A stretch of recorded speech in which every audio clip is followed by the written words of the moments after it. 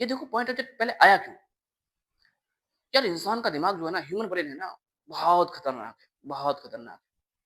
मतलब point object real में exist ही नहीं करेगा, रियल में एग्जिस्ट नहीं करेगा, रियल में not exist, not exist, real में नॉट एग्जिस्ट, रियल में नॉट एग्जिस्ट।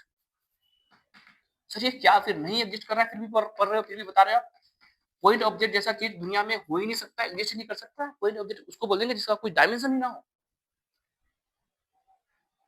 या डिस्टेंस के कंपेयर में उसका डायमेंशन बहुत छोटा हो। कोई ऐसे भी बोलता है बट एक्चुअली में उसका डायमेंशन ना हो, डायमेंशनलेस। सर डायमेंशनलेस ऑब्जेक्ट कोई ऑब्जेक्ट होगा ही नहीं। कोई ऐसा ऑब्जेक्ट कैसे हो सकता है जिसका डायमेंशन ना हो?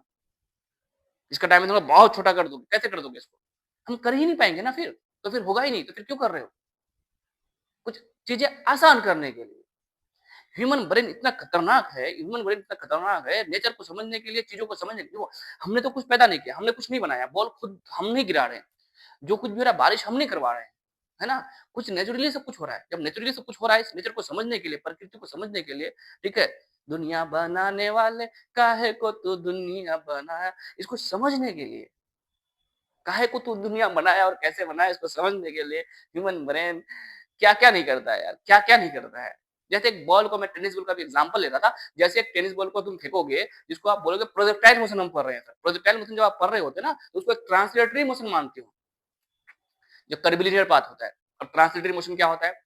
सर जो पाथ जो मोशन जिसका ना वो सर पैरेलल वगैरह नहीं यार, इसको भी डिटेल से समझेंगे। एक